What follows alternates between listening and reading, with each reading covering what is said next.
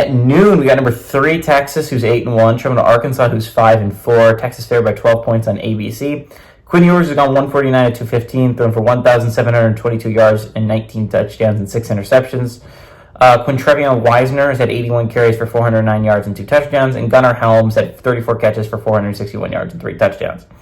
Taylon Green has gone 161 to 263, thrown for 2,214 yards, 11 touchdowns, and 7 interceptions.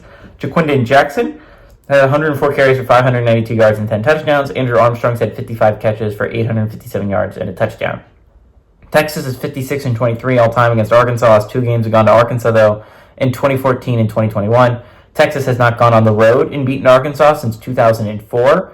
Sam Pittman's 1-0 against Texas in his career at Arkansas, and Sark is 0-1 in his career against... Pittman's 1-0 in his career at Arkansas against Texas, and Sark is 0-1 in his career at Texas against Arkansas. They played each other, obviously.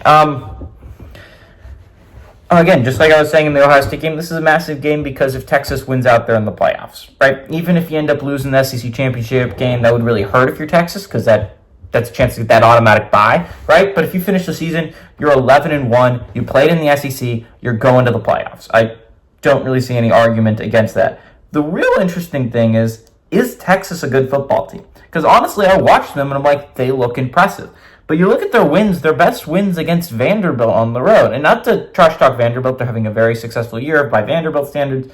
It's a pretty good football team in all honesty. But your best win being against a 6-4 team is not a great win. The loss is reasonable, although I will say the Georgia loss has aged not as well as I think most people would have assumed it would age. I mean, again, Georgia was considered one of the best teams in the nation last week, right? They were the number 3 team in the nation in the College Football Playoff Bowl. Because again, it makes sense. The loss to Alabama does not age as well as, let's say, Ohio State's 1-point loss on the road against Oregon, right?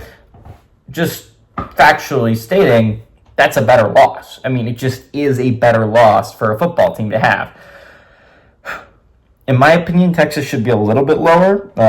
I would have Indiana above them. I would have Penn State above them. Those are the 2 teams I would have above them. The top 4 for me would be the Big Ten teams. I know that's like probably Big Ten bias, but I think when you get into the one-lossers, right, you're looking at who was your loss to, right? Who would be your loss to?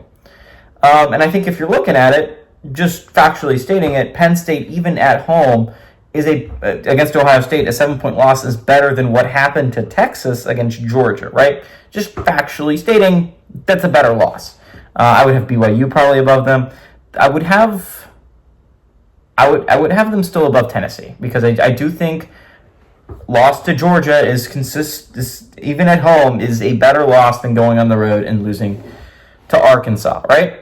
And now they go on. Texas has the chance to pick up the same loss. Arkansas has a chance to not only get to a bowl game, throw an absolute wrench into this playoff picture, right? A Texas loss to Arkansas would be devastating to the SEC, getting a lot of teams in, right? Right now, the SEC is looking. They're hoping that they get Texas and Tennessee in, and then Alabama and Ole Miss kind of sneak in there at the end. Or sneak in. But chaos could happen today if certain things play out. If Texas loses to Arkansas and Tennessee loses to Georgia, it is suddenly a massive tie. It could go crazy in the SEC. You would have literally no teams with only 1 loss left in the SEC. Everyone would have at least 2. And it would really, really hurt the SEC's chances of getting more than like a couple teams in. That being said, I kind of like Texas here. I'm a big Texas fan. I understand that there's some reason to doubt them. I get that. They haven't really played anyone. Their best win is on the road against Vandy by 3. Their only good team they really played in Georgia that they lost to at home. I understand not believing in them, but I look at this team. I think they passed the eye test. I think this is a really good football team. I don't think the resume is quite there yet. And honestly, those next 2 weeks are only going to have a chance to hurt it. They play a good A&M team to end the year. And if you finish that game, if you finish 3-0 during that stretch, if you do not drop a bad game to Arkansas, drop a bad game to Kentucky, and it's as you win a big game against Texas A&M, you're going to be in the playoffs if you're Texas. You have a chance to play for a really high seeding more likely than not. I would likely have BYU ahead of them because they're undefeated, but at the very least, an SEC one-loss champ is going to be out a one-loss ACC champ. So at least you get the 3 seed, in my opinion, is where you're sitting if you're Texas and you win out. All that being said, I think Arkansas is a solid team. This might be one of the better quarterback matches of the day, Ewers versus Green. But I like Texas to win in a kind of a blowout. Give me Texas to win and cover on the road.